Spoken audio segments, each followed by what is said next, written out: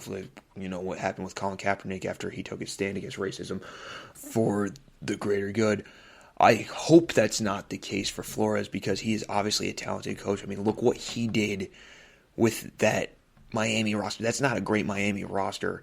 And, particularly at quarterback, they haven't been very strong the past couple of years. And he got them to a 9-8 record, a winning record with what he had there. And this move himself, the lawsuit, shows immense courage and leadership. And isn't that exactly the kind of person you want leading an organization? The exact kind of person you want leading a team.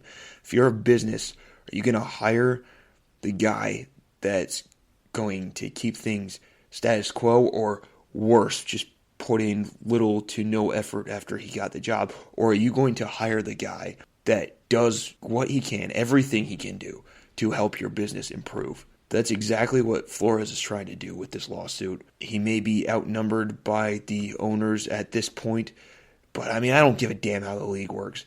If there's a coaching opening, if I'm one of those teams that has a coaching opening right now, I'm hiring Flores today because he's going to make my organization better from day one. And it's great to see that he is still being considered in Houston, according to all reports. Now to some lighter stuff. The conference championships in the NFL were last weekend. First game, a bit of a shocker. The Bengals went into Arrowhead and knocked off the mighty Kansas City Chiefs. And the game was much like their regular season meeting. The Chiefs got out to a big lead, and just before the half, they had a chance to put the game out of reach. But Cincinnati made a stop short of the goal line as time expired in the first half. Very similar to the first game if you watched the first game. In the second half, again, almost exactly what happened. It looked like Cincinnati's defense figured out Patrick Mahomes, and Mahomes looked like a completely different player. Looked like he was thinking too much. Looked like he was holding the ball in the pocket for way too long, just running around trying to make something happen, and nothing was coming open. And really what Cincinnati did was drop more guys into coverage, and it seemed to confuse him, and it made him hold on to the ball, like I said, scramble nowhere. And he was hanging on to the ball so long that the edge rushers and the defensive line, particularly Sam Hubbard and Trey Hendrickson at defensive end, who had fantastic games, were getting to him on almost every play, and it made him make mistakes. You saw him throw that interception in overtime. And, I think everybody was thinking the same thing when the Chiefs won the toss in overtime. Oh, God, here we go again. The Bengals aren't even going to get a chance. But the defense stepped up for the Bengals, got the ball back, and next thing you know, Evan McPherson is kicking a field goal to send the Bengals to their first Super Bowl since 1988. The Bengals, a tremendous story in the league this year, had the 5th overall pick, 5th worst team in the NFL last year. Zach Taylor was on the verge of getting fired. If you listen to people who talk about coaching hot seats and everything, I don't know if that was actually true with ownership, but his name was always mentioned among hot seat candidates and firing candidates.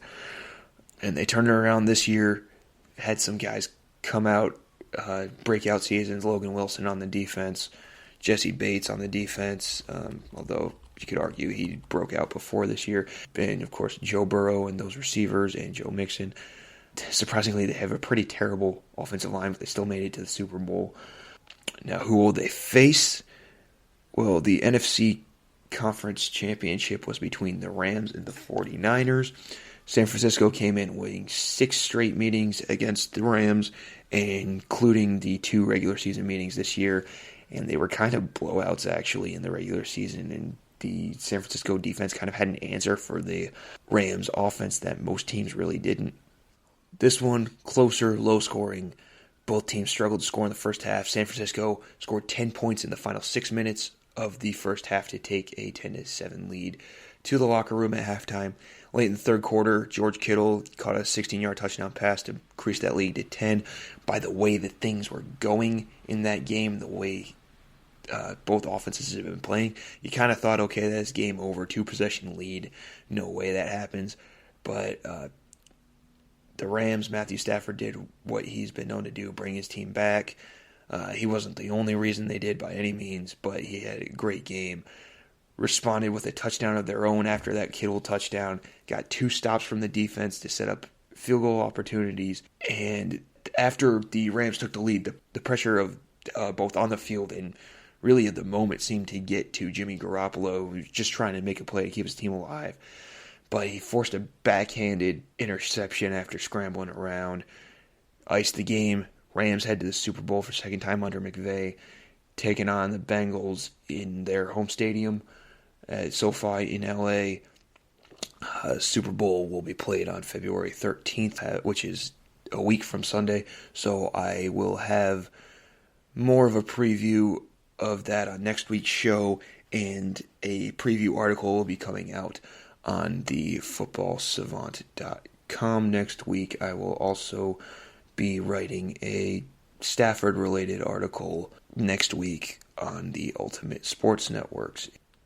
Also, after 2 years of deliberations, the Washington football team has announced its new name. The announcement came out on Wednesday, and they have chosen Commanders as the new name of their football team, so it will be the Washington Commanders playing in the NFC East this year. They came out and said they wanted to give a nod to the military and have, kind of a military-based name. Name kind of feels bland and stale to me, particularly because, we just had the Alliance of American Football back in 2019 or 2020, whenever it was, and the San Antonio team in that league was the Commanders, so it was just used. Kind of gives off a little lack of imagination. It certainly is a name that represents the capital of our nation, the efforts of our military, and the unity of the country and what the country is supposed to stand for, which was kind of the point to have a non-offensive team name. Do think there were much better options that could have been out there.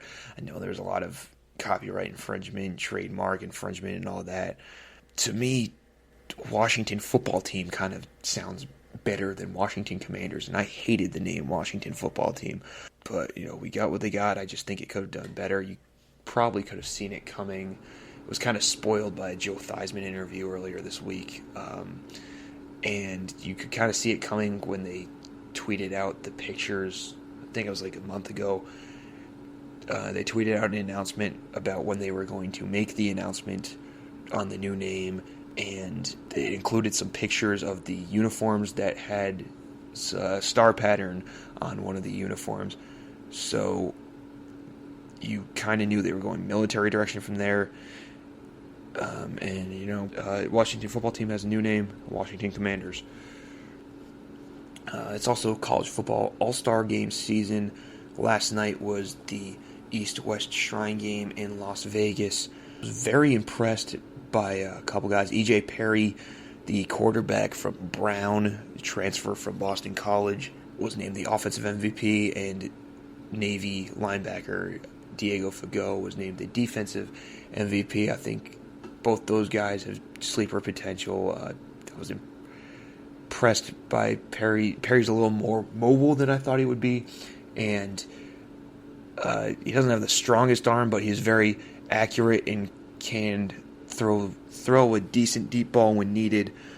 He's probably developmental, undrafted kind of guy. I was also impressed by wide receiver Samori Toure from Nebraska, who's Nebraska's number one receiver, made a very nice spin move to get into the end zone after catching a ball from Perry. On the other side, the west side, was impressed by Skylar Thompson, the quarterback from Kansas State. Doesn't have a ton of accolades in his career. He's been injured a lot. He's a true dual threat quarterback, a pretty good arm, very athletic. The biggest knock on him, other than the injuries, is that he's 24 years old already, so era where NFL careers can be pretty short. How much can you base your franchise around him? And not saying that he is definitely a franchise quarterback or anything, but that can be the concern when drafting with a guy of that age. But to me, he showed very big sleeper potential and may have played himself into being drafted. Ty Chandler, the running back from North Carolina, had a historic career at Tennessee, even better year at North Carolina. He's definitely worked his way into the conversation. And Tay Martin, the wide receiver from Oklahoma State, had to wait until this year to really get on the field and really make an impact. went over 1,000 yards, had a phenomenal bowl game against Notre Dame with 3 touchdowns, and he's a big guy who can go up and make contested catches. To me, he would be very good late round value. The Senior Bowl is this Saturday, so tomorrow afternoon, NFL Network. The Lions and the Jets are coaching the team. The Lions have the American team, and the Jets have the national team. This is the more high profile, or the most high profile, really, of all the college all-star games. Potential first-round guys, but it's mostly second, third, maybe fourth-round guys. There will be some undrafted guys scattered in there. You got Kenny Pickett from Pitt playing in this game, Desmond Ridder from Cincinnati, Bailey Zappi, Western Kentucky, Sam Howell, North Carolina, Malik Willis, Liberty, Carson Strong, Nevada. So 6 of the top 7 quarterbacks, presumably. Although there's no real franchise-altering quarterback in this draft to me.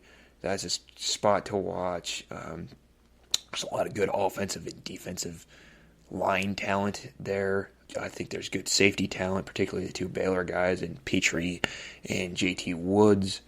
Linebackers, you got guys like Georgia's Channing Tindall, Wyoming's Chad Muma, Darian Beavers from Cincinnati. I'm just going off the top of my head right now, so give me a minute. I think that's really all I can think of there. Jermaine Johnson, the defensive end from Florida State, has had the biggest impact this week. I think Devontae Wyatt from Georgia has had a very good week. Eric Johnson from Missouri State, pretty good. Connor Hayward, Michigan State, showed he can be a mismatch as a fullback.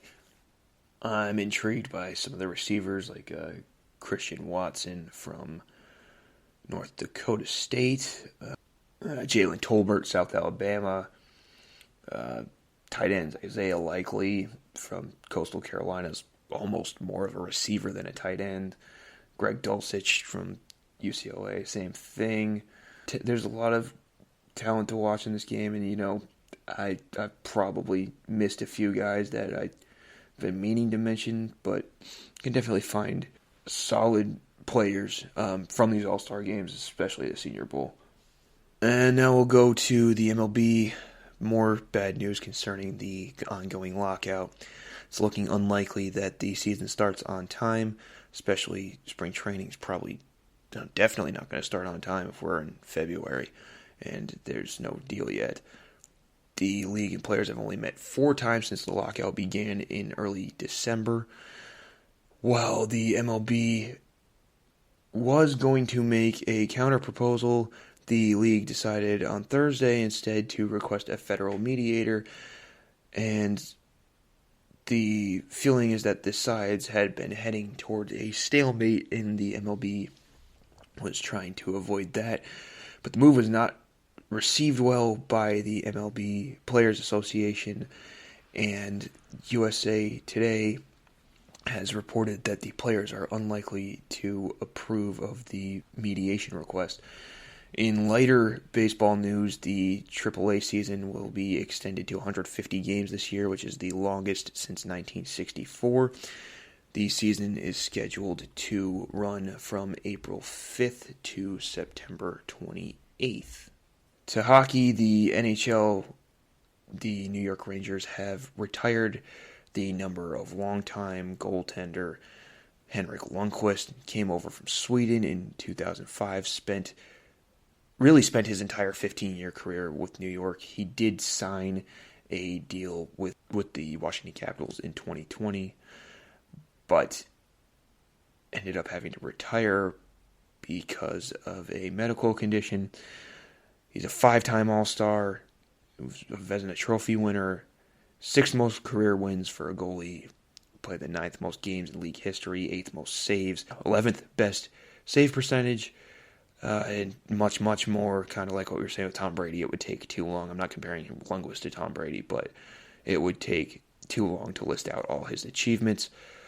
My feeling on this is he just retired last year, so it's a little quick to retire someone's number, but you knew it was going to happen eventually, so he's a sure ballot Hockey Hall of Famer. It seems really early, But, I mean, it's hard to fault a team for doing something that